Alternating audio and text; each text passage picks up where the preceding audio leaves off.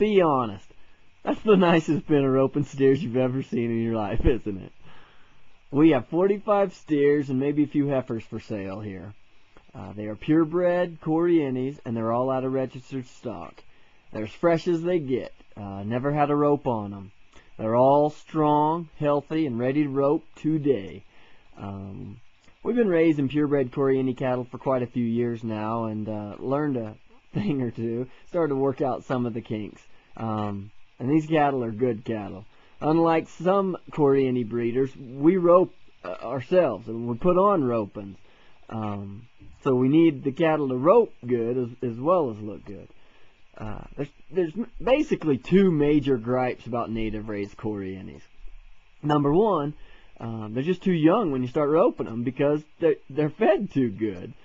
They get roping size too fast, so they won't hold up as good as Mexican steer that's 2.5 years old and still only weighs 425 pounds.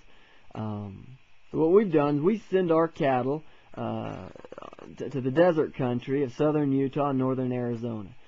So terrain-wise, that's as close to Mexico as you can get in the States. Consequently, these cattle are 15 months old and still only average 415 pounds. Number two complaint about native-raised corrientes is that they're too wild. They are so dang waspy, buckering, bellering, and at the end of the rope, trying to jump out of stuff all the time, throw themselves down and hurting themselves. The good steers crossing the border, which are becoming fewer and fewer these days, they're bought up from a bunch of little families by a seller. Family has 3 or 4 in the backyard, and they herd them around town like a bunch of pets. So they're so gentle when you break them in. They're just a lot nicer. Well, so we basically decided to try something. We send our steers to a cutting horse trainer for 30 or 45 days. And that really seemed to settle them down. They get used to horses. They get used to people. Learn not to hit the fence. They learn how to look for the bottom end of the arena. We've had a lot of luck doing this. They seem to break in a lot better. Like I said, these cattle are good cattle. They're going to be excellent roping steers. You can still argue that they're not Mexicans, but they're not far off.